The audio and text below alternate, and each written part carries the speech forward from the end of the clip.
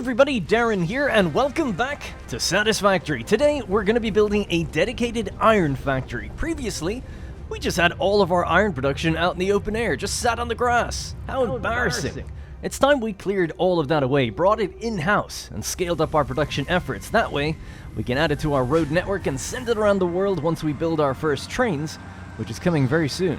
As always, you're encouraged to build along, if you're up to the task, as the save file, production plans, and blueprints can all be downloaded for free. But before we begin, this video is brought to you by Manscaped. Have you ever tried impressing a date with your Satisfactory stats, only to have it go something like this? Wow, you really know how to optimize everything, don't you? Yeah, she's impressed. Time to seal the deal. I just remembered I have to reorganize my storage containers. I'm sorry, I gotta go. That's why I started using Manscaped. Their precision tools keep every part of my factory, and me, running smoothly and efficiently. Here, I've got the new Performance Package 5.0 Ultra, featuring their all-new Lawnmower 5.0 Ultra electric trimmer, now featuring its next-gen dual skin-safe blade heads, utilizing the upgraded trimmer blade and interchangeable foil blade for enhanced performance. The trimmer is now longer, wider, with rounded teeth that cut through hair with ease, and you can easily switch to the foil blade for getting close to the skin and for those hard-to-reach areas. It's also packing a bigger LED light, rechargeable lithium-ion battery, and it's still waterproof. Of course, then, there's the Weed Whacker 2.0, a waterproof, cordless, and rechargeable ear and nose hair trimmer with skin-safe technology, the Crop Soother and Crop Preserver, a dynamic pair providing essential moisture and soothing relief for ultimate comfort aftershave. When you purchase the Performance Package 5.0 Ultra, you'll receive 2 free gifts, the Boxers 2.0 with the jewel pouch, and the Shed 2.0 for traveling with ease. With the confidence of more than 10 million men worldwide, it's clear that Manscaped has mastered the art of producing superior men's grooming and hygiene tools for your family jewels. Head over to manscaped.com and get your hands on the Performance Package 5.0 Ultra today. When you use my promo code WDP20, you'll get 20% off, plus free international shipping, plus 2 free gifts. Now tell me more about those resource management skills of yours. Thanks, Manscaped. You're the best. Now, before we get to the actual building, very quickly I wanted to touch on the foundations of this episode, metaphorically speaking. And that's basically where we're at in the world right now, taking stock of everything that we've got going on. So just very quickly, I'm going to turn off the vehicles so we can just see all the little map markers. And this is everything I've got in the world right now. 6 dedicated factories, starting with our coal power plant. Then we had steel, modular frames, copper and deuterium, liquid biofuel, and then most recently, quartz crystal. All of these smaller little icons are to do with resource points that we extract things from. A lot of it's copper, some deuterium, sulfur, and sometimes we refine it just there and on the spot into concrete or into plastic and rubber in the case of the oil production. So, why is this relevant? Well, it's just to kind of let you know where we're at in the game currently. The other thing would be the global production rates that all of this produces, and taking stock of that can be really beneficial for future planning. If you want to build a factory that relies on 200 screws per minute coming into it, you could obviously build that somewhere, or you can look at if you already produce that somewhere else and see can you just deliver it. So that's why I think this is relevant. So right now, this is everything we currently produce, even including the fact that we've removed that initial starting area now. So that's gone. All these supplemental little production chains like motors and circuit boards, all that stuff that was temporary, that's all removed now. And we're going to be building a dedicated iron factory that's going to bump our global production rates from this to this. So that's the idea. We should be left with 100 iron plates per minute, 212 iron rods per minute, 57.6 rotors per minute, 40 reinforced iron plates per minute, and then a leftover, which I've never done this before, but 231.393 iron ingots per minute. So a very odd and unusual number there. Still a lot of iron ingots you could do stuff with, and that's just because I wasn't too sure which number I should bump further. People often ask me, how do you plan for the future, planning future factories? It's difficult, it takes a lot of forward planning, and this is me admitting that, here's a bunch of iron that I don't know what I'm going to need it for or do with it just yet. So, what's going to be needed for this build? Effectively, you're going to need the iron ingot recipe for pure iron ingots. So that's going to be mixing iron ore with water to get a higher volume of ingots out. Similar to the copper Caterium factory we've done, similar to quartz, there's often recipes that just mix water with the base raw resource to get a higher volume out. That's not going to be any different for us. That's what we're going to be doing and using today. Other than that, we're going to have to advance some milestones to get Logistics Mark IV. So we're going to be using Mark IV belts, and then Pipes Mark II. That's what we're going to be using for that as well. The blueprints, the save file, the color schemes, and everything I'll be using in this episode will all be available on my website, whatdarrenplays.com/satisfactory, for free. You don't need to be a channel member, anything like that. Just hop on down to the description, click into it, it brings you to a Google Drive, and you can download all this stuff with instructions of how to use it and all of that. With all that said and done, I think it's time to get started. So we're going to have to advance these milestones first. So let's just get on that. So very quickly here at the beginning, I'm going to be unlocking Logistics Mark IV and Pipeline Engineering Mark II. So we're going to require some heavy modular frames and a little bit of computers for those as well. Now, it's a bit of an annoying thing to do, right? Computers aren't automated, at least if you've been following with me. So I've just been making it on a crafting bench or in a manufacturer by dumping in things into a box. That's all cleared now because I have enough. And the next factory we build, we're actually going to make a little bit of computers, a little bit of circuit boards, a little bit of heavy modular frames, all of these kind of more complex but annoying things to make early on. We're going to set up a very low production rate factory dedicated to all that stuff. So you could still build along with this factory at Mark III or Mark II or even Mark I belts if you wanted to, and just upgrade it when you get all this stuff unlocked and ready to go. And in fact, I would recommend, if you could find an alternate recipe for circuit boards like this is a perfect one to just leave in the background. So if you have rubber, your byproduct is going to be petroleum coke anyway. So you can mix the two together to make circuit boards and just have that run in the background, make a couple hundred, throw it in a container, and then you can make computers. Bada bing, bada boom. Shouldn't be too difficult. So that's kind of how I've been doing it. Now that I've got it, all that stuff has been cleared away, and we're going to make that parts factory in the future. The reason we need that parts factory is because if we want to get fuel generators, I believe they cost computers, so we need some sort of reliable automation of that so that we can build, 100 or so fuel generators or something in the future. Anyways, what we're really getting it for is Logistics Mark IV. This is our belt speed that we're going to be working with. 480 resources per minute. This is the important number. This is the cap for the factory, so we're going to build with it in mind straight away. So we can load all this stuff up. Select another milestone. We'll go to Pipeline Engineering Mark II. This also is important to have if you want to run at 480. And hit the button, right? And then we go back to selecting the milestone, the previous one. We've already loaded it with the resources, so we're free to hit the button at the same time. Godspeed. Alright, so that now means that we have Logistics Mark IV belts and lifts. 480 resources per minute is our new cap. And for pipes, 600 meters cubed of fluid per minute is our new cap as well. Although 600 technically doesn't quite work in Pipeline Mark IIs. It's about 595. Let's say 590 to be totally safe. Okay. So we're going to start off with, I've got all the stuff here in containers from having deleted everything. We're going to need a lot more iron plates. And we're going to need more concrete. A lot of concrete. Now, the other important thing is, you might be wondering, Mark IV belts, what does that use? It uses encased industrial beams.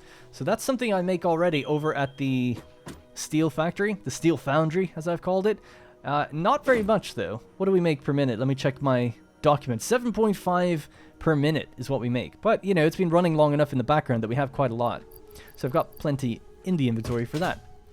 Whoop. Alright, so let's head on over to our location. Alright, so the first thing on our to-do list, after the clearance is now done, is doing foundations. So we're going to be starting by building the foundations right over the 3 initial deposits here at the beginning, starting with the 2-meter foundation of just concrete. Very important that we make it 2 meters, and make sure you lock it onto the world grid by holding control. Just bring it down to not that far, and we're going to be building straight over those deposits. Now, I've got a blueprint for a 3x3 concrete foundation, so I'm just going to hold control and it'll snap in automatically.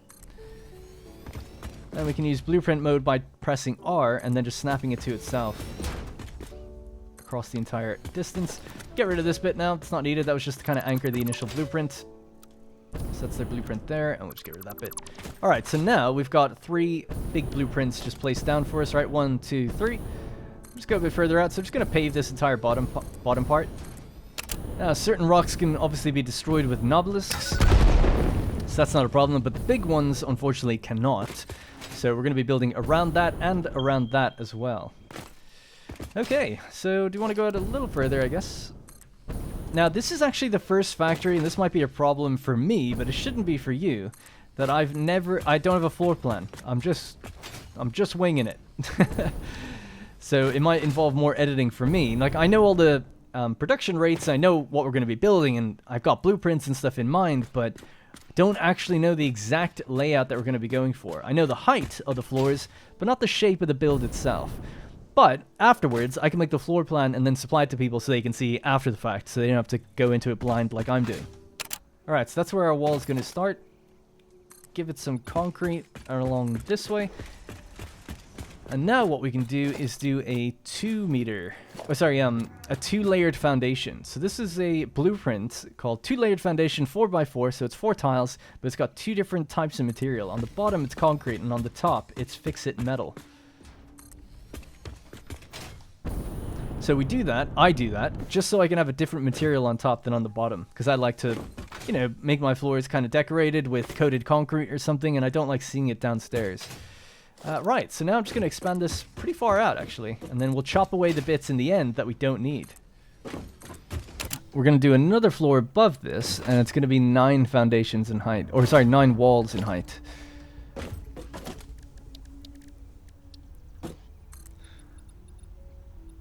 So up to 9, and then just repeat that process, right? So we're going to go all the way up to the top.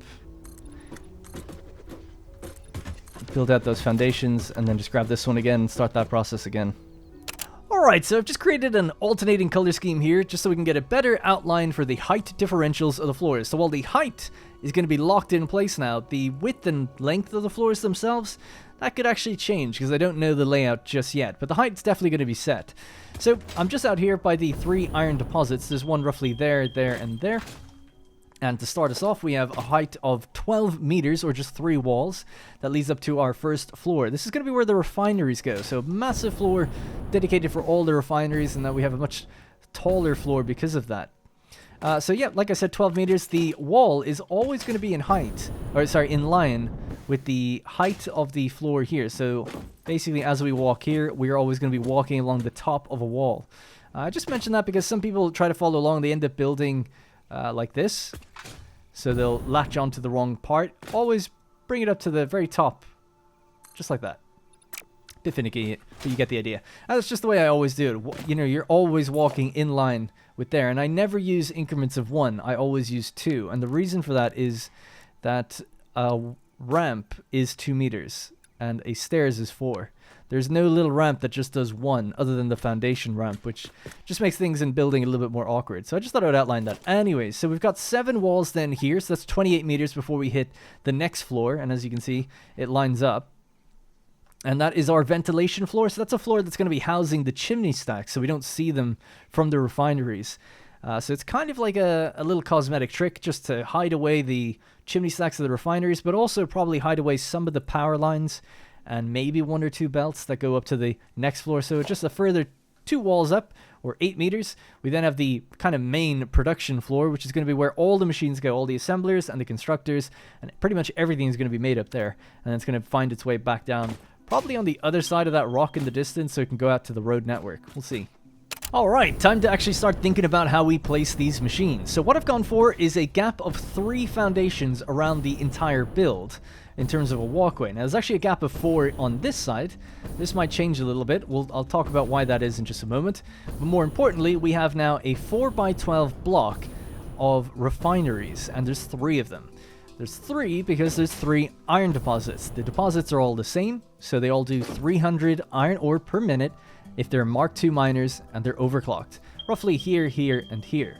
So we're going to feed up the iron and send each one into its own respective block. That should keep things relatively easy to build along with. We have a blueprint called a Refinery 3, 2 in, 1 out. It's 3 refineries with 2 of their inputs set and 1 of their outputs. Now the outputs I've actually gotten rid of, just because I realized that we're going to be, you'll see why, but some of the outputs would be traveling on the bottom and some will be on top, so can't actually really make a uniform blueprint, and I'm just using the one I had before, so that's why the name is the way it is. Anyways, let's just line this up with the block we've created. So totally aligned now by pressing H. You can lock that hologram in place by using the directional keys on your keyboard. You can move it and nudge it. We're going to nudge it just so that it's in line with the center of the foundation, the actual junctions and the inputs. And we're going to leave it all the way up to the edge here. If anything, actually, we could... No, I'm going to spill this over just slightly, just by 1. Let's see how that goes. All right, we'll lock that in. Switch to blueprint mode by pressing R. Rotate this around so we're facing the same direction. And there we go. That's going to be 9 refineries in place, just like that. Okay, so yeah, that's worked out pretty well. So now we're creeping over the edge just on this foundation. So I'm going to color this. So if anything, we could say that really the blocks are 9 by 11. Sorry, 4 by 11. 4 by 11. Yeah, so 4 by 11, and we're spilling over the edges just the teensiest bit. All right, so we're going to do the same. We're going to grab this one. Turn off blueprint mode, I guess. We'll just bring that back to about here. And just make sure we are lined up. All right, we are 1 tile over. Good. Lock it in. We'll do the same down here.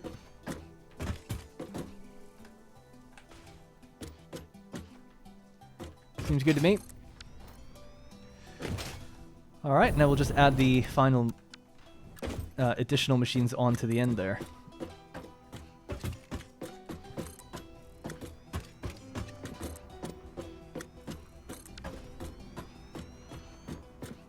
All right, there we go. 27 refineries in total. So we're going to be feeding it down from this end. So what we're going to have to do is with the first machine, it'll be underclocked. So we can see the recipe here. 35 iron ore per minute, 20 water per minute, and 65 iron ingots per minute are produced. So let's just go over the math really quickly before I make any overclocking or underclocking adjustments. We said 300 ore comes out of the iron deposits. And we're going to divide that now by 35 is our input. So we'll say 300 divided by 35 means that we needed 8.571429 machines. Okay. So what we could do is just pop this in brackets and then say -8. And that leaves us with 0.57. We could pop that in brackets and times it by 100. All right, so that leaves us with 57.142857. Copy this. Now down here on the clock speed, just paste in that formula. And that gives us the 57.1429 clock speed that we need in order to make it all work out. You could just type that in. I just thought I would show that you can put formulas in there, and that's how I arrived at that number. So now I can just copy and paste this. Fly up to this one. Change the text. Now that text is going to be too big, so we can get rid of a few of the decimal places there. So 57.1 is effectively, you know, what this machine is going to be running at. We'll copy that, and we'll just place it on the back as well. So 57.1, and just do that for the first row of machines. Sorry, the first machine in each row. Right, so there we go. Each row is now the same. 57.1 on the first one, and that just means we're going to be using all of the iron ore, but it does leave us with a weird thing going on. So let's just get rid of this bit again. So 300 our ore divided by our intake of machines. That leaves us with 8.57149. So if we pop that in brackets one more time, and now we times it by the output, right? So that's what we're sending in, and this is what we're getting out. 65 is what we're getting out. We get 557.142857. So that's, again, pretty weird number.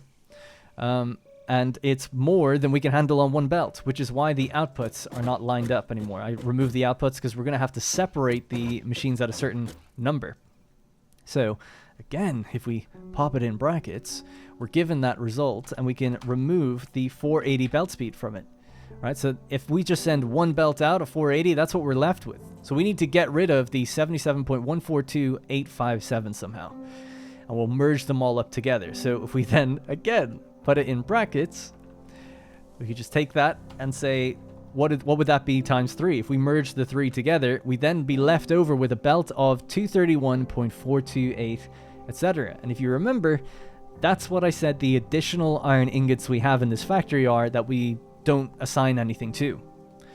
This way, we are going to have just 3 belts of 480 going upstairs doing something, and 1 belt of 231 unassigned that can go somewhere else in the future, or we can send it into a truck station to be sent to another factory that needs it. Okay, so we're going to do the outputs for the refineries themselves, and this is where things get a little interesting and kind of experimental for me. I want to achieve a smooth belt of 480 iron ingots per minute. So that's a max belt, max Mark IV belt, with no gaps visible on the belt, no hitches, no slowdown of the machines. The machines should all be running at 100%. So how do we do that? Especially since they're outputting 65 per minute, and our best belt is, let's go 480 divided by 65. That'd be a very uneven number there, 7.38. So we can have 7 machines and then 0.38 of a machine feeding onto this belt. But we know that we've got more iron ore coming in. We don't want to waste that. So that's why we've gone with the 8 point whatever machines that we have. Okay, so it's an interesting problem. Now, one of the also interesting side effects of refineries and the way they work, and all just machines that can take kind of a while to produce something in large volume, it's every 12 seconds. We're going to get a batch of 13 iron ingots. So if all these machines were in sync, then every 12 seconds, a batch of 13 would pulse and roll out onto our kind of manifold belt that's going to carry this stuff away. But that'd be too much for a belt to handle. And what would end up happening is they would kind of pulse, they'd all try to roll out and slowly kind of get backed up and stutter and then slowly make their way out. Which would mean that we'd have a belt flowing of maybe 500 per minute and then a gap where there's nothing happening for a while. So overall, from a larger perspective, it is 480 per minute, it would be fine, but we would have these big gaps on the belt and it wouldn't be quite right. You'd need a faster belt speed to see it. I don't know if that's kind of making sense just audio wise, but trust me, it is a problem. So we're going to work around that to have smooth and efficient belts. So the way we're going to do that is we're going to break this row and every subsequent row into 2 compartments. So the first 4 machines and then the latter 5 machines. So let's just do that first for mergers. So to start this off, we're going to put the merger on the line facing towards me, but move it out by 2. And just make sure it's obviously lined up. We're going to stack up to 3 on each one. 1, 2, 3. Let's go do this the whole way down. Alright, so all of our machines' rows now have their mergers in place, ready for us to kind of adapt and mess with. So what we want is 1, 2, 3, and 4 of the first machines to be merged together. So that's going to be 4 times an output of 65. That's 260. A Mark III belt does 270. So we'll use a Mark III belt here at the beginning. So just using the bottom mergers, I'm going to hook those ones up together. Don't need that one, or these, or these, or these. They can go now. Subsequently, these bottom ones can all go as well. So we're left with a height of 3 for those mergers, a height of 1 for these. We'll leave this one in place, we'll probably use it. Alright, so for the next ones, we have again 4 times 65, but then we have this 5th machine which says it's going to be doing an additional 37.143. So we'll do plus 37.143. So it's 297. Yep, I don't know why I had to add that up, but like that, but there you go.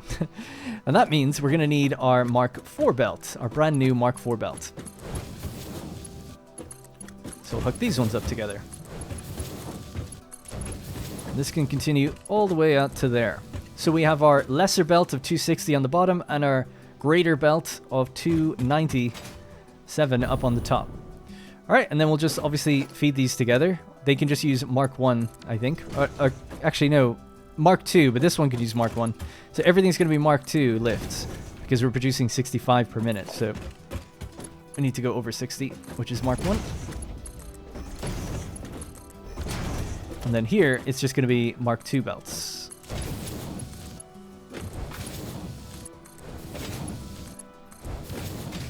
Alright, so there we go. So that's all of our machines now hooked up in terms of their outputs. And now we have to kind of explain why we've done it this way. So very quickly, before I do the other rows, let's grab our storage container. And we're going to have a storage container in from the wall, maybe just about there. And it's going to be one in each center foundation all the way down.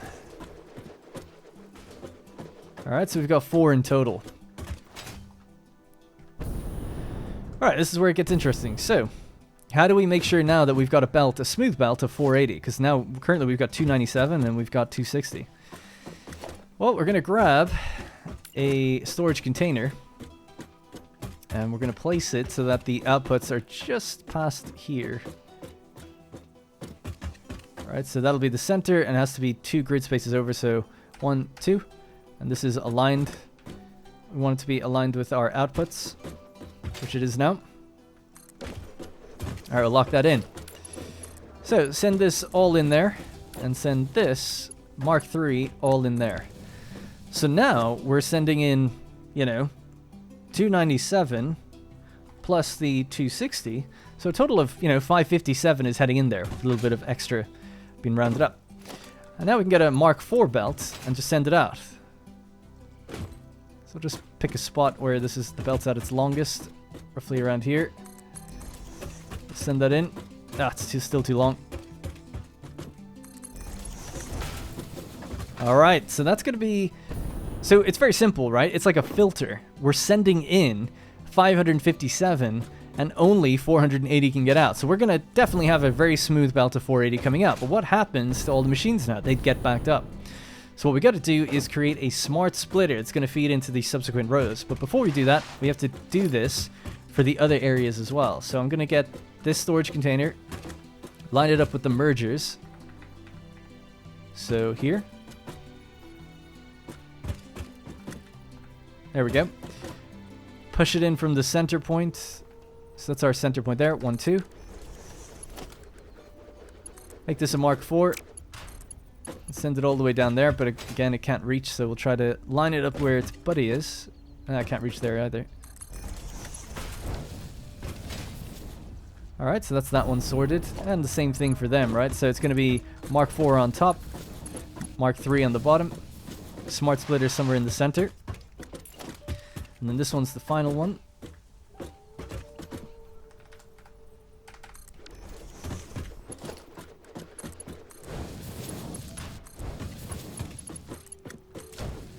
Okay, so they're all done in the same way, and we are left with this container here, which, if I'm getting a little cheeky with, we'll just move that here instead. I think that'll probably work out better, because it needs a bit of extra spacing.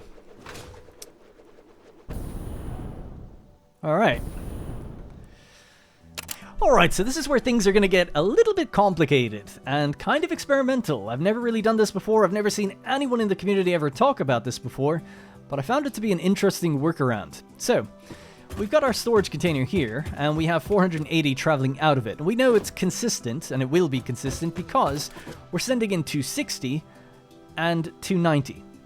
Yep, so that's more than 480, so we can guarantee 480 is going to come out here, and the problems are going to lie with these machines getting backed up. So that's fairly straightforward. So now what we want to do is connect a smart splitter somewhere along this belt, and set it to overflow to go out the left, because we're aiming for that container down there. That's our target, right? So we could place it here, and we want the overflow to flow out down that way and get into that container. So the interesting thing that I found is, how did we guarantee that the top belt will send out its overflow and this one won't get backed up?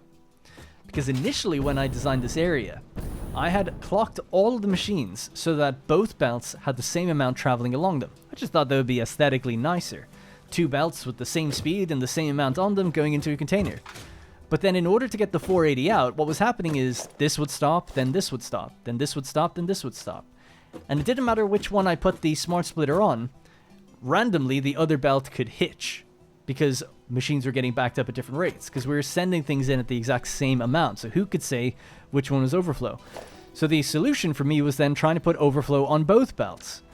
Wouldn't work though, because a belt might get backed up for its own 4 machines, but that wouldn't guarantee then that 480 would come out this way. So it was a bit of an awkward issue. So this is why I found this approach. If we've got a belt that's doing faster, it actually doesn't have to be faster, but as long as there's more traveling on this one than there is on this one, then this one is going to have the priority to fill the storage container, meaning these machines will never get backed up. And the top belt will never get backed up because this is where our smart splitter is going to go. So I don't know if I've explained that very well, but that's basically it. So that's why there are two different belt speeds. That's why we're putting the overflow on this one and not this one. Okay? So I might use that again in the future because it seems like a good little trick in order to have a... Well, basically to have two things coming in and just break out one even belt. But anyway, we've gone over it. So the other logistical challenge here is to try to get it all to go into that container, because the problem is that we have 3 rows of machines doing the exact same thing. And these are splitters. You can't send something into the side of a splitter, right? You can only have one input. Then we're sending stuff out, so I can't send it directly into the right back side of it, the right side of it. I actually think it'd be really cool if you could have splitter merger hybrids, so like 2 inputs and 2 outputs. So you could send in a belt of like 300, a belt of 200, and then it would split evenly 250, 250. That'd be kind of cool. But we don't have the technology. Simply, it just does not exist. Okay, so with that established, let's place the actual splitter. So 1, 2, and 3. And that's just to give us our height. So now if we press E, we can go to a smart splitter, hold Control, snap it into place. We can get rid of these now. We can open this up, turn back on that overflow out the left, because from its perspective, the left is the overflow. So we're flowing out this way, traveling along, and we're going to run into a merger here. Like so. We've got to do the same thing we just did on the left, so in the center of this one now.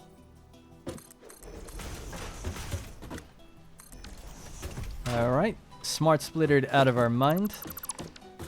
That's going to now head into another merger, which is going to be center aligned this way. Holding Control doesn't want to play ball. That's because we have to rotate this the correct way. There we go. Alright, we're lined up. So the only difference here would be that this is probably going to be further back. So I'm going to get rid of this one. And just have that belt go along here.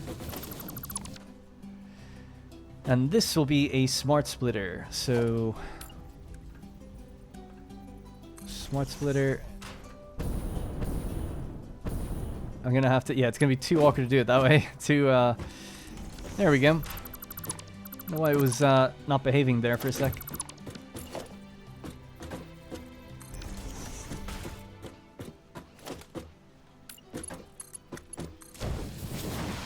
So now with these smart splitters in place, we know that when this container completely fills up, it'll back up this line. And then it'll get sent out as overflow here. And it should be backed up to 77 per minute. So that's going to be a Mark II belt. The 77 overflow will travel along this direction, into this merger, and then into that container. Now remember, this one's also going to get backed up to 77. And then this is going to add another 77, so getting backed up even faster, it's going to be backed up to here by 154. So it's just double that number. So then we could use a Mark III belt to send it on.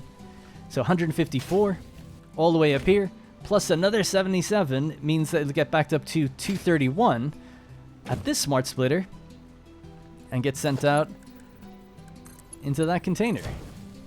That's the idea.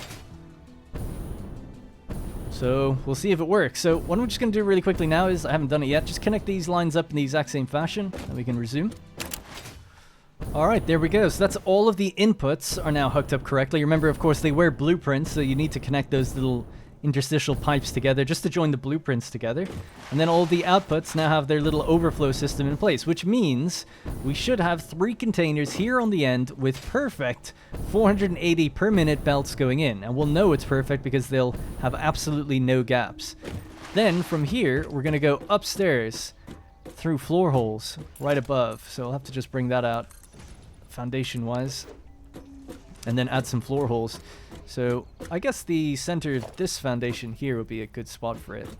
So looking straight up. Alright, and then we know it's Mark IV. Like so. As for this little guy, 231. Not sure where we're going to send that just yet. Again, we could use that as the logistics floor if we decide where the trucks are going to go. Maybe send it up, send it over to wherever the trucks are and bring it back down or something, just to get it out of this area. But that's basically it, right? So we have our 9 refineries. The first 5 have their mergers raised onto a Mark IV belt. The latter 4 are on the bottom. And then we have our series of 3 smart splitters and mergers to then create the overflow system that we want. So hopefully that all goes well. Alright, we're not done with the refineries just yet. We still have to hook up their actual inputs, right? So the miners need to be hooked up to it, and the water. So what I'm going to do is we'll remove the double foundation here, put in a 2-meter one. Then we can put a floor hole in, like so. We're going to need a Mark IV. And just hook that up. Pretty straightforward. Get rid of this and put in the regular floor then again. Alright, so we're left with 3 little inputs. What we can just do is quickly go bonk. Do that for all 3. The other one is going to be kind of tight in space because it's next to that little cliff. Should be alright though. Then we can grab our... I was just checking that we had the miners. This one can aim that way. This one can aim that way, and this one can aim this way. Now what we can do is simply grab one of these, line the 2 of them up, and just go 1, 2, 3.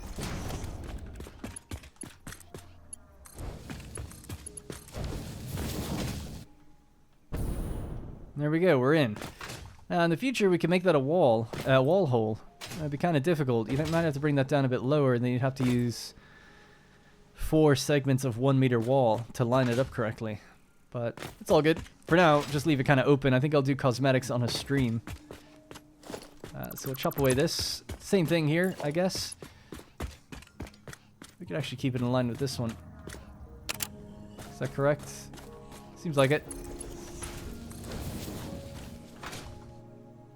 So that's fairly neat, fairly tucked away. So yeah, we'll make some walkways and things down here. This is really just like a mini basement floor for the miners.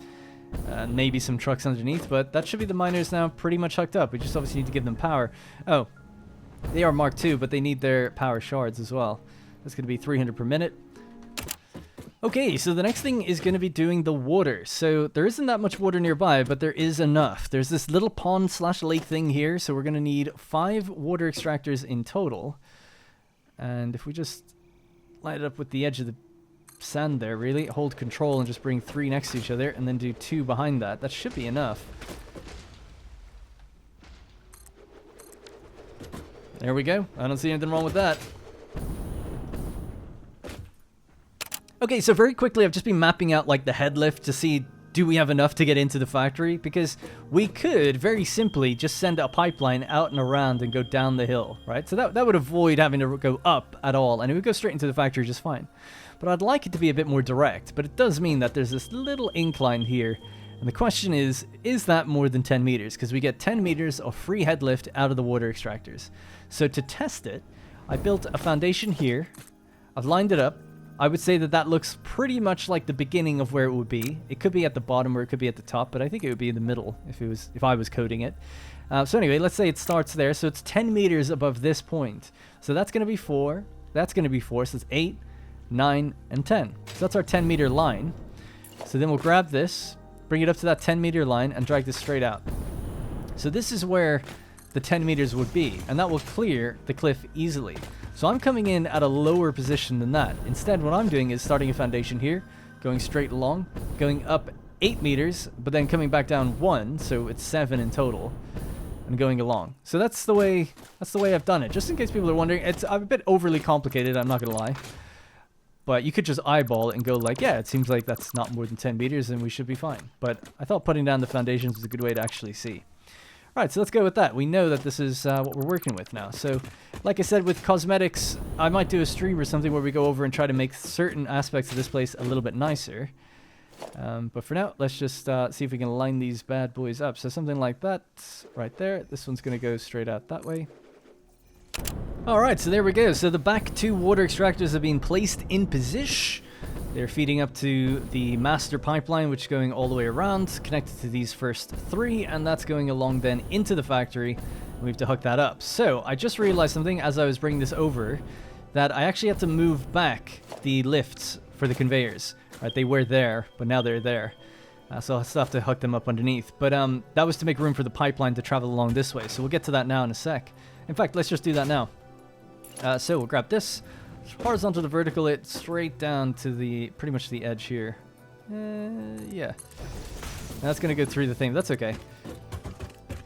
And then what we'll have to do is lay out where these junctions are going to go. So the reason I'm doing it sort of manifold style is because a junction doesn't act like a splitter. It doesn't evenly split the liquid. The liquid goes wherever it has room to go, and that can just vary depending on the sloshing and stuff you get in this game. So as a result, there's no point in really doing that. Let's just do Mark 1 Auto 2D. There we go. Right, so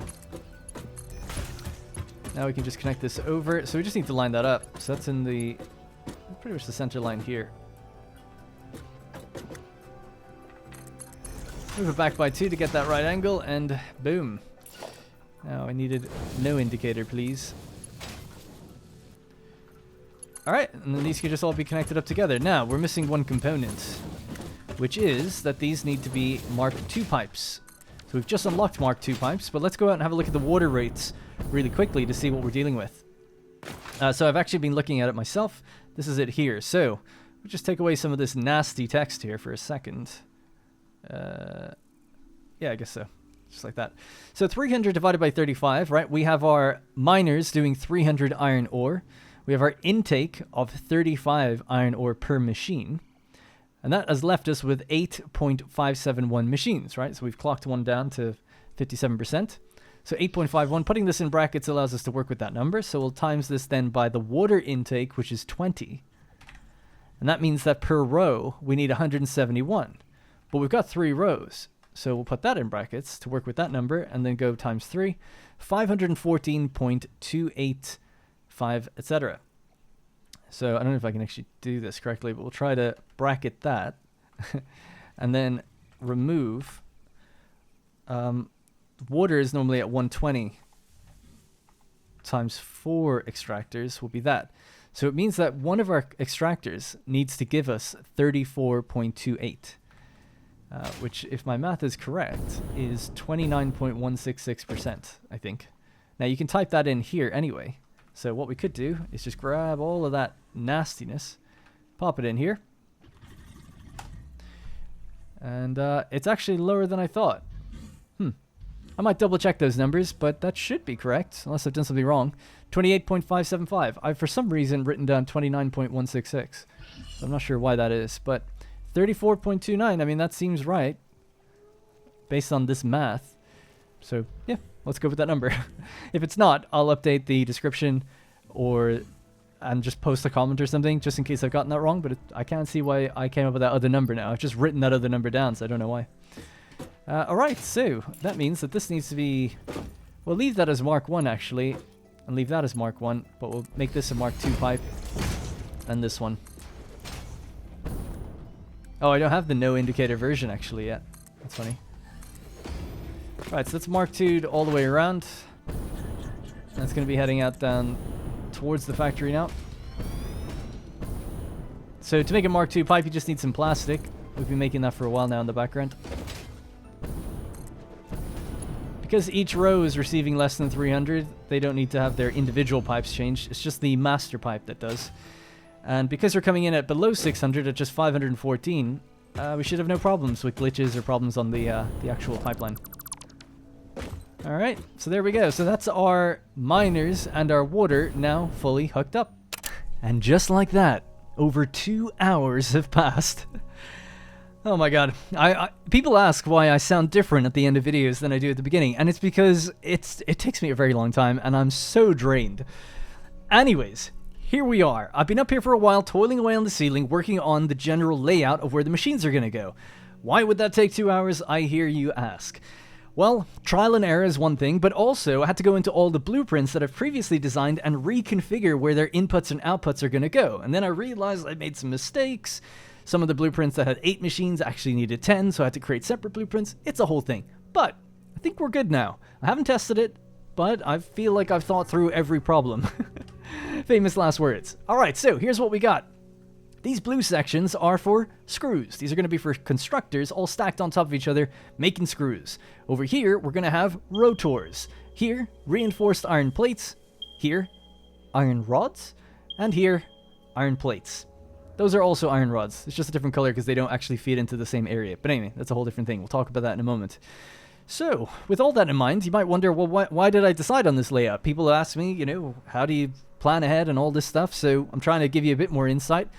So the idea basically was that rotors require screws and they require iron rods. So, pretty straightforward. Place them between the two areas that make those. But then, the inputs of each of these blueprints are here and the outputs are here.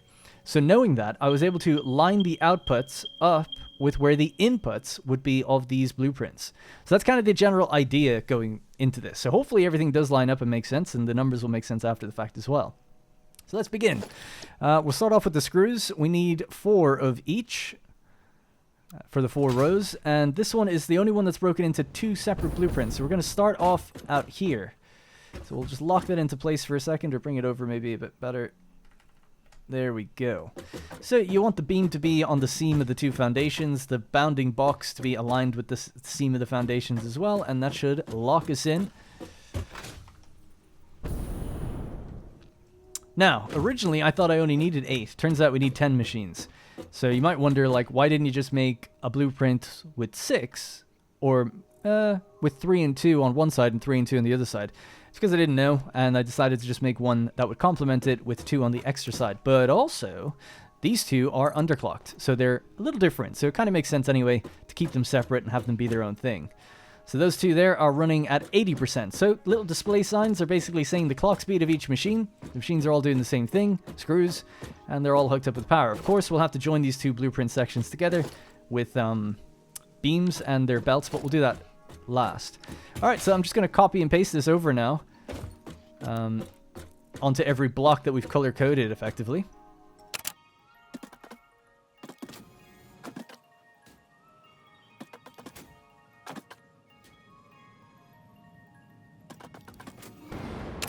Alright, it's as easy as that. Now, one of the reasons I decided to stack them was because I didn't want this floor going out super wide, but I also couldn't make it taller because of the moth that's flying over. So instead of putting floors on top of each other for different types of machines and stuff, I decided to put them all on the same floor, but use stacked machines basically on top of each other, supported by metal foundations and frames and stuff and beams and things to try to make it look like they've been designed to support each other this way. And because we're... I was going to say, what's wrong with this? It's because I added that one on. I haven't done it to the others yet. Because we are on the world grid and everything, we should just be able to actually join these up together rather nicely if we wanted to, with the catwalks or with the supports, whatever. Like I said, I'll probably do a cosmetic pass in the future. We want to do all the logistics first and then decide how to put walkways in and things like that. Alright, let's just finish these ones off so we can just go to blueprint mode and make sure we're orientated the same way. That's totally fine there. How good is that? Imagine if it just happened this quick first time. And it did take me hours of trial and error figuring out how things will line up with each other. Okay. So that's good. Next up, what do I have in my inventory? Stacked constructors for the rods. So let's just do that next. So these are only 8. We don't need 10. We only need 8. So we can line these up rather nicely and not have to worry too much about them. So let's see... Are they facing the right way? No. Everything faces basically to the west in terms of their output. So everything's flowing up that direction. So we'll just get this like this. Yeah, so here's the difference. I don't know why, but you'll see that the beam here is within the bounding box this time. Don't know why that is, because they're all made from the same template. So I'm not really too sure what's going on there. But once the beam is on the seam, then we're good to go. Alright, we'll lock that in first. We'll lock this one in as well. And I decided to color code these machines just to have a bit of differentiation on the build itself. I was playing Battlefield 2042 recently, and they basically have factories in that game that are just like all white, but then they'll just color code certain strips of machines and maybe pathways in the hall, and you can kind of then know where you're going. So if you have a red strip, you know that you're heading over towards the rotor machines or something. So I was kind of inspired by that to just keep it pretty minimal, but to use maybe some blueprints for, sorry, to use some color just for little denotions of where you are. Alright, so that's 3 of those. We'll just put these next 2 down. Oh, and I don't know if I mentioned it or not, but the seams between the beams, which is just super fun to say, is I couldn't put these on in the actual blueprint designer, but you can put them on after the fact, the beam connectors. So that's the kind of final look there, I guess. By the way, you'll notice as well with the iron rod machines, they're all underclocked to 80%. That just kept things kind of even. They actually consume less power that way, just generally, like even for the amount they produce. So it's an efficiency, if anything. But also just kept everything kind of even, you know. All right, so next would be the iron plates. Nice, we are connected up. So for the iron plates, I think they're all 100%. Yep, should be all 100%. Let's just check on one just to make sure it's all correct. Iron plates, standard recipe. Cool. I like the look of this place, man. It's starting to take shape already. Okay, cool. So yeah, next would be the rotors. So stacked assemblers. 6. I'm dying. And which way are we aiming out with these bad boys? That's the 2 inputs at the back. Yep, that's the way we want to go. And we'll just make sure it's lined up in the same sort of fashion. So ideally, these are now lined up. Yes, perfect. Okay, good. Bonk. Snap that one in. I think these ones do link to each other, actually. Like so. So there'll be a closed sort of blueprint. Alright, and then the other one here.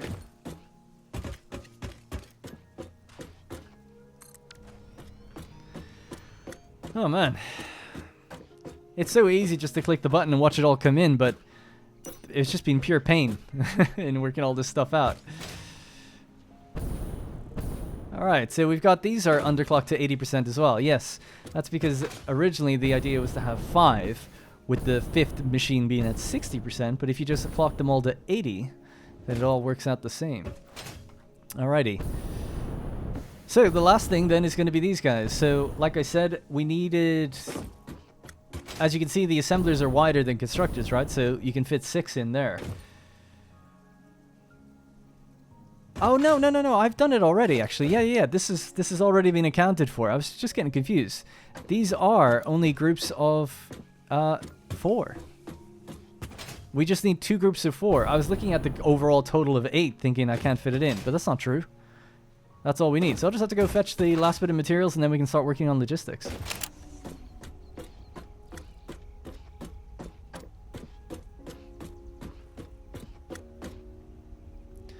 Alright, nice. So I just want to make sure that they're flowing the right way. Yeah, these are aimed the wrong way. So this is the example I was talking about, which is the screws are coming in from over there, so they need to come from the left. So these belts are just facing the wrong direction. So I'll have to just I'll just redesign the blueprint just to get it right. Oh my god. All right, there we are. Finally got there in the end. Now one thing that's missing is I just need to paint that and that one. All right, we should be good. So there we go. That should be like all the machines now, I think. I think that's it. That's all the machines that we're ever going to need are now in place. Whew. Man, what a day. What a day.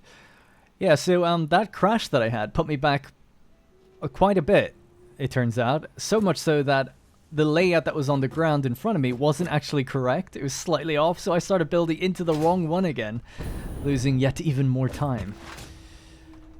Alright, so yeah, so we have our rotors all in position, the reinforced iron plates, the iron rods, and the screws. Looking good.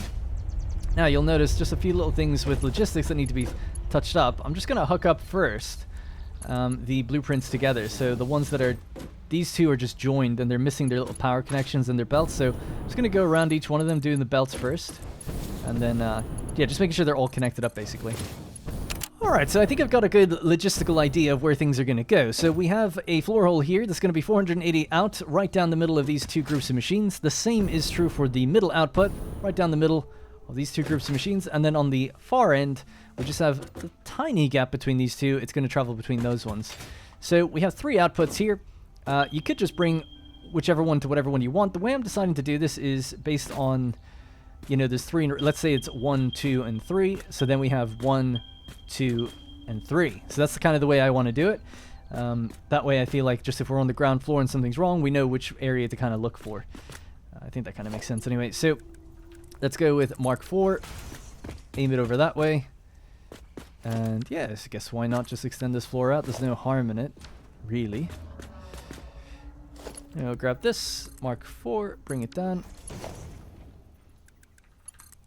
And just connect those in.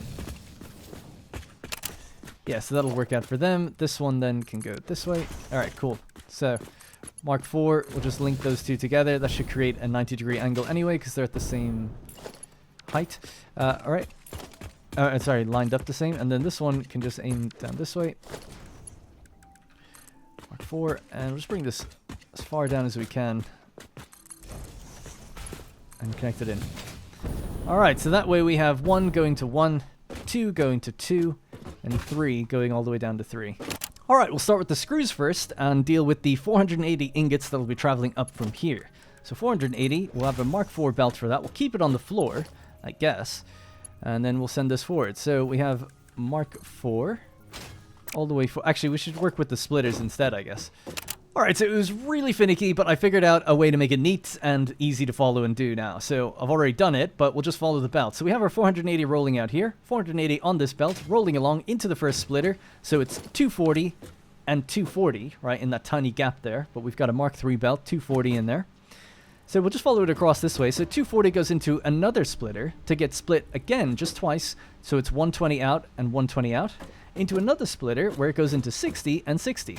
So the basic rule is that these 5 machines require 60. So every row needs 60. So we needed to break 480 into 8 rows of 60. So let me just make sure that I'm not crazy. Yes, so 60 times 8 is 480. So that's what this does. So to follow that initial line again, we're following 240 now into 120 and 120. And that then goes into 60 and 60. So 120 continued up this way into 60, straight ahead, and 60 up and over. To get it to go up and over rather easily, if you just look at the ground, you go 1, 2, 3, 4, 5, and 6. That's the height that everything needs to go to in order to line up to the upstairs part of these blueprints. Alright, so that's our screws are now fed with ingots. So this is everything coming out. So 480 is actually rolling out when they combine. So we need to combine them in mergers before they go into their inputs over across the way. So I'm going to start with the farthest one down, work out how to do that, and then we can do it over and over again. Well, the easiest way, even just thinking about it now, would be if we just had a merger right here, and we keep it in the center. Which, would that be a problem for anyone else? I don't think so. So a merger kept in the center, just like so. We'll get a lift. Make it Mark III, I guess, and go 1, 2, 3, 4, 5, and 6. Aim it that way. Send that in, and send this straight across.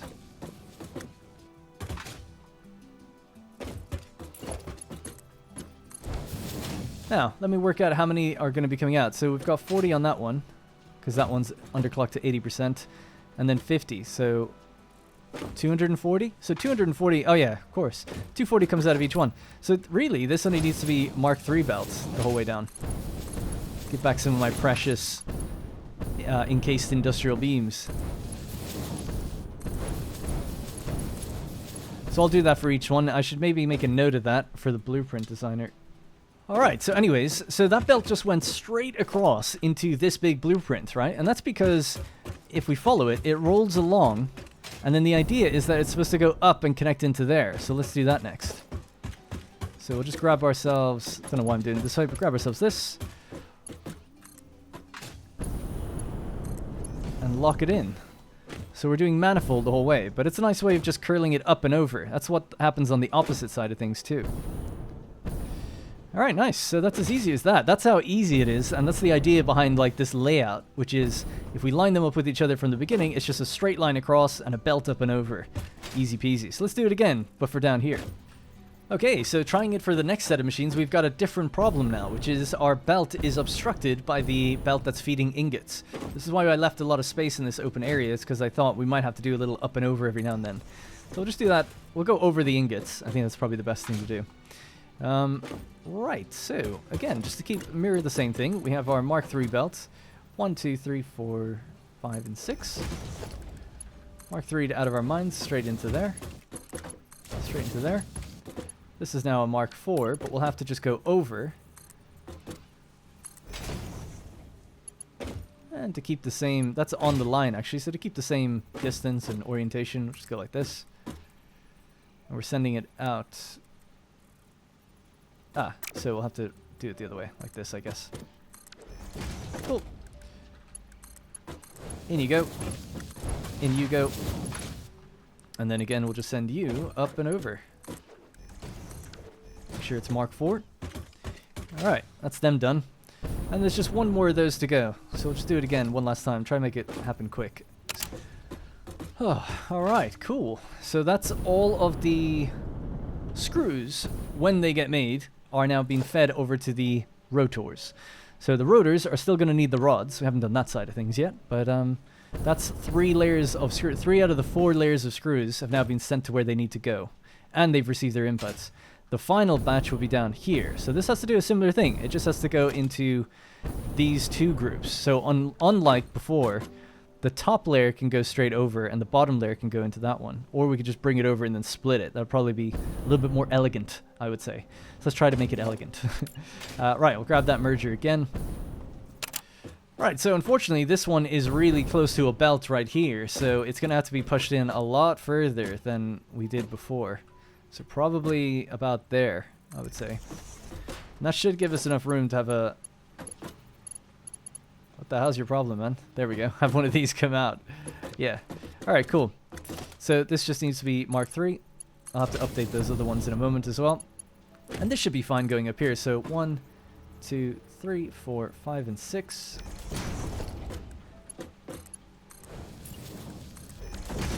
Alright, so Mark III. I get it to be a Mark IV here. Aim it across. To keep the consistency on this side. Like so. In you go. Right, so the difference here now, this time, would be that it needs to split. We'll split it on the line. Hopefully that's okay. So Mark IV goes in. So we'll just use Mark III belts, goes straight into there, and then this one can roll down. Go straight into there.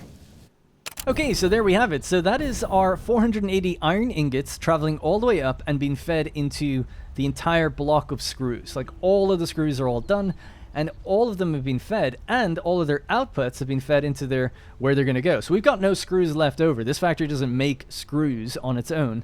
It makes screws as part of something else. So it's going to go into the reinforced iron plates and into the rotors. So that area is completely done. That's a third of our logistics now done. So we'll head down to the next third, which is going to be this floor hole of 480. Select our thing.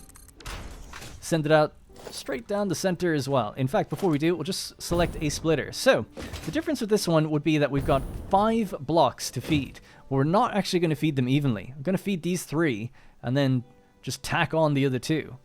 Pretty weird, not super efficient, but it will all work out in the end. I think. So we'll just have a splitter there. So let's get our 480. Bring it down as far as it can go. In you go. Alright, so Mark III. Mark III is going to go into the first splitter here. And then again into this one. And then again into this one. Right. So Mark III, that's all well and good. Mark III again. And then grab this side input or output.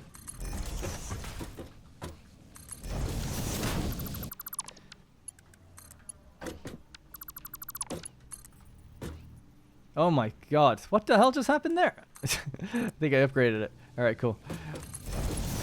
There we go. Okay, so that's our 3 blocks fed. Now, initially the idea was that I would just feed a belt around and get to the other 2 groups. So these other 2 groups are just to store up iron rods after the fact. These ones actually go into machines. So these have a higher priority, in my view, than they do. So I'm tacking them onto the end of the manifold after these machines get it. But it basically...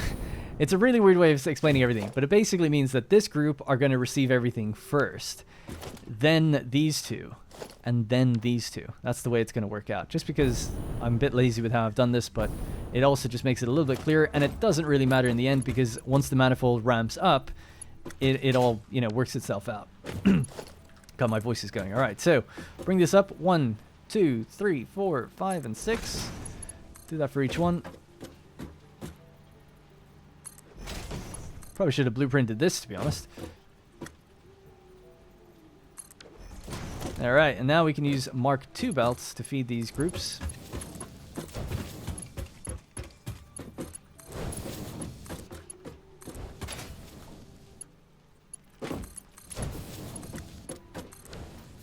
Yep, just like so.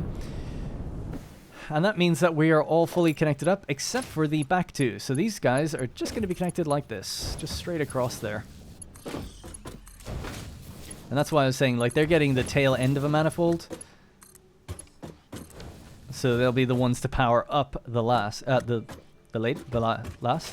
I don't even know how you... I actually can't speak. I actually can't speak. I want to figure that one out. They'll be the ones to power up last. Yeah, I think throwing in the word "the" is the thing that threw me off there. Anyway, so there we go. So there's our 480 traveling down, getting split. The split of 3 then goes into block A, B, and C, and then D and E are just trailing on from 2 of those blocks, so they're kind of getting the leftovers a little bit. We're all underclocked to 80%, so the way it's going to work is that this one's going to probably back up first, and once that kind of all gets backed up here, they'll start getting fed into these ones a bit more, and that'll trickle down to the ones at the distance. A bit awkward, a bit weird, but it's just the way I wanted to do it. The other way you could do it is you could bring that belt, continue it around, and feed it down this way, reversing the input. Actually, we don't actually have to reverse the inputs. Would it be better that way? I don't know. Nah, we'll leave it the way it is. Alright, anyway, so that's that done. Now we need to actually send the iron rods over into their respective machines. So as I mentioned, each of these are producing, each block, right, each blueprint really, are producing 96 iron rods per minute. 96 iron rods per minute, and each of these needs 96 iron rods per minute. So they're the ones that got to get fed. They're hungry. So let's feed them. Alright, that really took way too long, but I've now lowered the floor so that the rotor assembler blueprint... God, it's so difficult to say. I've tried saying it like 3 times, and I just can't. I've lowered the floor for the assemblers that are doing rotors, and I've lowered the floor for assemblers doing reinforced iron plates. Whew, alright, so with that done, I've re-hooked up the belts that we're needing to connect in, and yeah, I also noticed, like, because this one is a smaller blueprint, that maybe... when I do a cosmetic pass, I'll push the boundaries out a little further or something. You don't have to, but, we'll see what people say in the stream or something about that, if they feel like it needs it. Anyways, so what's next? What were we doing? That took such a massive digression from what I was doing. We were feeding... We did the iron rods. Oh, yeah. We need to bring the iron rods over into the actual assemblers. That's what we were doing here. Got it. All right, so... in order to do that, this is where we're aiming for now, so we should be a bit more lined up. So the idea was that we could go like this. We'll really start down here and just stack this like ridiculously high until we're in line. I think that's in line. And I think we just bring a belt of 2 out because it's 96, 120 coming out like that. So in order to get this to line up and not look so crazy, I guess we could have a lift here. Like so. And then down at the bottom, we could have a lift. Like that. This can all go. Alright, we seem to be hooked in. Send that in that way. So now the bottom row connects in, feeds up, joins the top row, and that just goes straight across to our entire, like the entire thing is fed that way. Because on the other side, the rest of the rotors will come down and then feed into the machines again. So it's all manifolded for us, I guess, and all hooked up. So we just got to do that several times, just stack these mergers. So it's just these 3 that need to do it. All right, so let's try that again. So get our merger. It has to face out towards me. Bring this in there, and then we'll just stack these until we get up to the height that we need, which I think is like 8 or something. Okay, so from up here then, down we go. Hooks in seamlessly. And same thing up this way, right? I don't think it needs to be Mark 2. We'll just leave it as Mark 2 anyway, just to keep it consistent. And then we go across with Mark 2 belts. Alright, so that's all 3 done. So it's that one, and that one. So all the rods that are produced in that block are now making their way over to the rotors. So that should be the rotors fully fed now. Alright, so now that we've done 2/3 of the logistics, it's time to do the final part. Now this one should be pretty quick, as it's pretty straightforward. So I've actually had to move the floor hole just over by 1 foundation because I realized the spacing isn't going to quite line up. So I had previously said straight down the middle of those 2, just move it out to 1 more over if you can.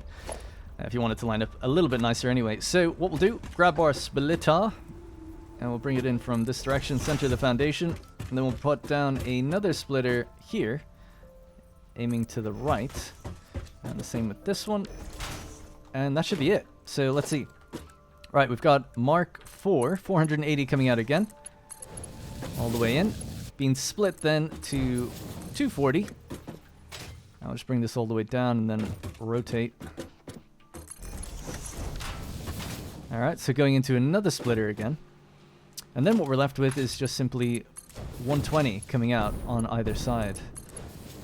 Once we give it a lift. Alright, so Mark 2 out of our minds. We'll go 1, 2, 3, 4, 5, and 6. 1, 2, 3, 4, 5, and 6. Don't know if I counted that one right. Let's see. No, it seems okay. And there we go. So that's basically taking 480 and then splitting it so that we have 4... it was wrong actually. So that we have 4 inputs of 120 each. So I'll just redo that one. Alright, so yeah, so it's 480 that rolls out, hits its first splitter, 240 and then 240, hits another splitter, 120, and then 120 that goes up and over.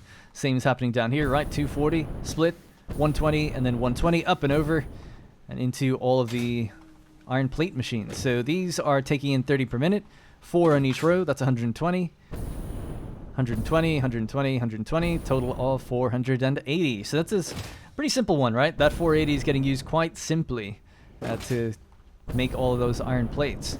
So what that means is we need to then send those iron plates into their respective assemblers. So the way we do this is just the same as we did the rods.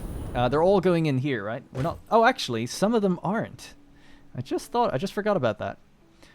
Alright, we'll deal with that in just one moment. Yeah, so 4 of the machines won't be. So 2 from each row. So basically, these 2. Alright, what we'll do is cut that belt here, I guess. And cut that one. Sorry, I got confused there for a second what I was doing. And then cut this one. And this one. Right, so we're taking 3, 3, 3, and 3. And all of those iron plates are going to go into these 2 blocks here. Yeah. Good. Now, unlike the screws, it's just 1-to-1. So these 6 machines, rather, are going to merge up and then just go straight across into there. So that's where we're aiming. So 6 machines need to go in there, and 6 need to go in there. And that's that. Then the leftover plates are just for us. So we'll bring this one towards me, just like we did before. And then we just need to stack these really high up till they match the height of the inputs over on the other side. And there we go. So that's the iron machines now completely hooked up, but we do have to handle some of the outputs that aren't really going anywhere just yet. So we just had 20 coming out of there, so it's going to be 80 in total that we have just sending into containers. Yep, that seems right to me. Okay, so the way we do that is we'll just... These mergers are facing the wrong way, so I'll just tell them to face that way. Let's get rid of this one. Go underneath. So this is just how I quickly reorientate them in the same spot. So that's now going out that direction, and we'll just have to do the same to all of them. I'll try to update that blueprint so that it's easier for people. And that's just going to simply go into some containers. We'll just leave the containers here, because why not? Just so we can run the machines, because I have to finish the recording soon. And we'll do the final, I think, truck station stuff on stream, so this will be kind of a two-parter. Soon after this video comes out, there'll be a stream doing the cosmetics, finalizing the look of the factory, and then making sure we send it to some truck stations. Alright, so I've just hooked up a series of mergers, right? So we just have the merger coming out here, this one here. So the top floor is being merged with the bottom, going across into a container. Same is happening here, except we didn't need to go up and over anything, it just goes straight in. So that's 2 containers of 40 iron plates per minute. Now, these are going to go down on the floor below and go to a truck station, but I need to work out where that's going to be. So that'll probably be for a stream. I know it's a little annoying saying that it's going to be a separate video, but I'll link it in the description of this one and the top comment when it happens, in case people miss it. It'll just be a video like any other, and I'll try to stay as focused as possible on just getting the job done. So we're going to go around and do some cosmetics, but then hook up the actual outputs to send it somewhere, so like, you know, a truck station, so they can be picked up and sent somewhere in the future. Now the floor plans and everything will just be updated with that once it happens, so that if you never end up watching the stream, you're totally fine. Why am I doing that?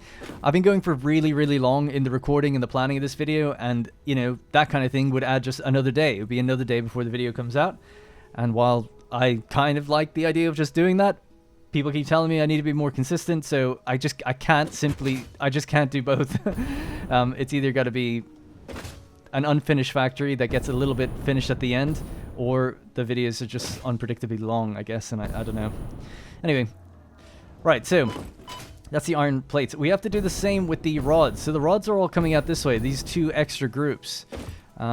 Damn, because ideally they'd probably go out the other way, thinking about it, because there's a very tight amount of space in here to merge them and send them down. Although not I guess actually, no, we can do it. Yes, it's going to be a little bit awkward, but we got to basically, let's get on the seam of the foundation. Aim that way, send it out. Get on the seam of the foundation again. We don't want to aim that way, actually. We want to aim this way and receive. Connect that into that. Connect that into that. And you into there. Alright, so weirdly going up and over. And we're going to have to do that one more time here and then send it into a container just to the right. Now, it's 96 times 2, so 192. So it needs to be a 270 belt. So it's a Mark III, but I am out of steel beams. We're going to have to go fetch some.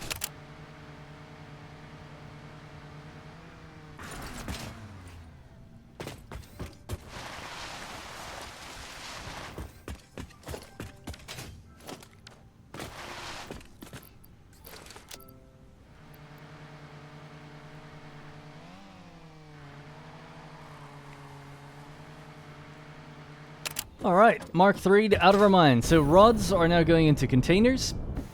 Iron plates are going into containers, so that's sorted. So we need to just send the reinforced iron plates and the rotors into containers, and that'll be it. Now, the rotors are actually kind of handy because they come built in with a lift that's already supplying the bottom. So all we got to do is just link the 3 of them together with mergers and put them into a container. So again, we'll get a merger and start it down here. So this is the center of the foundation. Yep, we're center aligned. I'll just bring it towards me, I guess.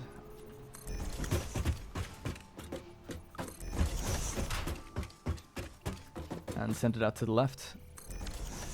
Rotors, all the rotors in totality will just be just slightly under 60. So Mark 1 belt is fine. Alright, so we'll just get a storage container, pop it down right there. Bonk. And there you go. That's the rotors sent somewhere. And then the final thing is just the reinforced iron plates. So there should be 40 per minute, I think, with that. Let's see which way they're going. They're heading out to the left. Yeah, same thing, I guess. Send them over down the same way. So just get a merger, center the foundation, send it forward. Same with here. And these have already been, like I said, hooked up. In terms of they've got a manifold thing going on already, and they're going down and out rather than up and over. So it's already laid out for us, basically, so that's nice. Let's send that in there. So we'll just have to send this up and over the ones that we just set up, and just to keep it at a consistent height, we'll just bring it to there. That way a lift will just do the trick for us. We'll just get the lift to be here, bring it down. Yep.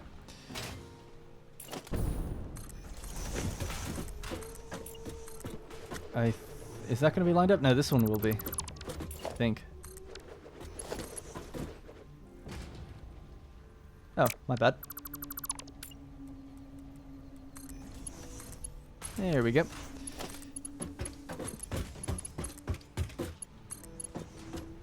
Alright, that's it. So this will be our rotor container, and this will be our reinforced iron plate container. And that's it. It's as easy as that. I want to die. No, it actually, I mean, I feel like now that the blueprints are solved, you know, like the orientation issues are solved, this has taken me way longer than it should take anyone just following the video or looking at the floor plan or has the blueprints, because they've now been updated to be orientated correctly. For me, it was a lot of trial and error in getting it to lay out in the right way. But yeah, at least it's done now. Interestingly, that is definitely a different color to that, isn't it? Oh, it's because I just put it down myself, yeah. I'll have to go over this with the paintbrush as well and just make everything look nice. We need to add walkways, towers to get up and down. So much has to be done in terms of the cosmetics. But the last thing that I got to do now, logistics is completely done. But what I got to do, beyond, I suppose, having awesome sinks and the logistics of sending it to truck stations, but what I can do now is actually hook up the power. So I'm going to do it in a lazy-ish fashion as well, because again, power and hiding wires and stuff really comes with the cosmetics of the build. But we'll just pop down some power poles at the edges of these various machines and then just hook them up that way. Alright everybody, we're just about ready to get started. Everything is hooked up to power, and I've now got a water extractor power switch and a miner power switch just over there. And that's because we want to flood the machines first. We want to prime them with water. So we'll activate this switch. We're going to jump up to 2300 consumption with a max consumption potential now of 4800. So we are 47 megawatts over the limit, potentially, if everything in our world powered on at once, which would mean every truck station we have would have to activate all simultaneously. But if that happened, then we would blow a fuse. So we'll have to upgrade the power facility soon, which we can do, seeing as we just unlocked Mark IV belts. So I think we can get a couple thousand extra power out of the place. Something like that anyway, when we do that upgrade. Alright, so with this, it means that water should now be spooling up with all of our various water extractors. We can see the pipes are filling. That's what the blue indicators mean. And these will probably fill completely first before it starts to make its way up and over. Alright, the water is rushing along our brand new Mark II pipes. We want to be traveling at about 520 is what we're aiming for, so that's going to rise and fall until the machines are all full, and then once this gets backfilled itself, remember, pipes themselves have an inventory, and they need to be full in order to be able to transfer the liquid. This is part of the problem, really. Anyway, all of our machines combined can hold 1,350 waters. We want to fill them up completely. Before then, the pipes will backfill, and once they're full, then we can activate everything, and everything will just run as normal then, because the pipes will have their full potential throughput. They don't have potential throughput unless the pipe itself is full. It's just a weird way of doing it, but that's just the way they've done it. It's kind of like if you had a belt, it's like saying that this belt couldn't transfer 480 until it had 480 running on it. It's kind of a weird thing, but because it's like a paradox in a way, because it's like, well, of course it can't do that until it has it. But it's like, belts will send things, even if just one item is on the belt, at that speed. That's not the case for water. That might clear it up a bit. Anyways, how we doing? Alright, we're steaming. The steam is bubbling. How we doing? This is the final machine, and it's full. Alright, looks like we can pull the lever for the miners.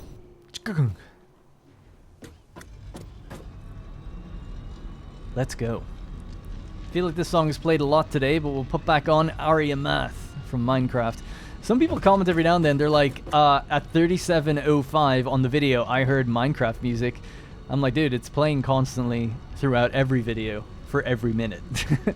Sometimes it's Factorio, I guess, but it's mostly Minecraft. And look at that glorious 300 per minute traveling along. We're now flooding the machines with the iron ore, and the ingots are pouring out straight away. Now remember, this little trick here will only work once this gets completely full. So this isn't going to fill for a while. The idea is that once that happens, we'll have a smooth 480 coming out. And there's that flicker that I was talking about. See the flicker? But it looks good so far. Looking damn good. Looking damn good indeed. Should we go upstairs and have a quick look at what's going on? Make sure all our belts are working as intended. Looks good there. Just don't want to see any major gaps, you know, somewhere where I put down the wrong belt speed, for instance. Alright, the screw machines are getting their stuff. Iron ore is feeding in. Being divided up nicely. Screws are flying out across the way into their various machines. Love it. Look at this. It works. Shout out to the liquid biofuel, man. The jetpack. Holy crap. So good. Just fly around the whole factory. There we go. But yeah, people go through the videos and see how I've done it. I wouldn't say it's perfect. I reorganize this like constantly. But I'm pretty happy with the layout we've got now. Road infrastructure stuff, architecture, general architecture things, the machines themselves, the logistics, things that make for shortcuts in terms of logistics that can be reused. Some of them are for specific factories though, the power stuff, etc., you know. Factory-specific designs. I decided like that's probably going to need its own category for certain things that were only ever really used once and maybe might come up again. I'm liking the look of that. What do you think? I ain't seen no gaps. I ain't seen no gaps. But the more important thing, it's easy not to have any gaps. The more important thing is to not have any of these machines stutter with our little overflow effect. So again, is there anything in there? There's nothing in the ingot storage container just yet. And we're starting to see these get backed up ever so slightly. So it's going to take a while. It's going to take a damn while. 30 in there right now. 24 in that one. And 13 in that one. That seems really low. But yeah, it's barely just starting to receive more than it's putting out. So as long as it receives a little bit more than it puts out, we're going to have continuously straight lines the entire time. That actually didn't take very long, did it? You know, it's only been running for a couple minutes. 5 minutes maybe? Really didn't take that long at all. Thought it would take longer. This is on 47%. Yikes. What about this one? 48. Yeah, it's to be expected. A bit further down the line. 92.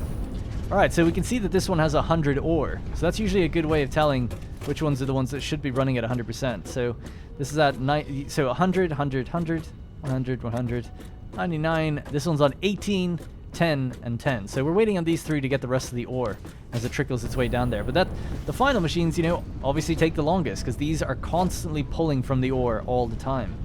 And we're going at the fastest we can based on what we make in these things. Another easy way to check if the factory is running right after a long time would be just to check the amount of ore and the efficiency here. So if this ever dips, there's definitely something wrong. But we seem good. We seem totally good so far. I quite like the look of this place as well, because all my previous factories I've always hidden the belts on logistical floors. This is the first one where I'm like, okay, no, we're going to pop it up and over and show everybody what everything's making, not hiding anything. We do have a little bit of a organizational cleanup on the floor below, but we still see everything moving around this place, and that's part of the fun, isn't it? Seeing all of the belts operating the way they should be, see all the bits moving around correctly, all the machines firing off. Love it. Super happy. Alright, let's see what we've made. We have 18 rotors. Hell yeah. And we've got 23 reinforced iron plates. It works. You're goddamn right it works. We just need some cool walkways to get us around this place now. The cool thing as well with readjusting the height, which I really wanted to kill myself doing that, but now that it's done at least, it means that we should be able to just get like a ramp or something that can lead up, and then this walkway should just line up with the one over there. Yeah, sweet. So that it just means that it should be easier to get between the two areas without having to create any weird stuff. Like ramps or something like that, you know? I mean, this is what it was all for. We're now making a little bit of the iron plates in the background. We've already made 300, some iron rods in the background. Already made 430. Another 345 there. Of course, they should be even because it's a completely even split between the two. So I think that's going to have to be it for this episode. That is the iron factory now running at the rates that we outlined at the beginning of the episode. Alright, so that's going to have to be it for this episode. Thank you all very much for watching. Apologies that I didn't get it, completely finished, but we can see it runs, it works, it's doing the job. We just need to now send it over to some truck stations.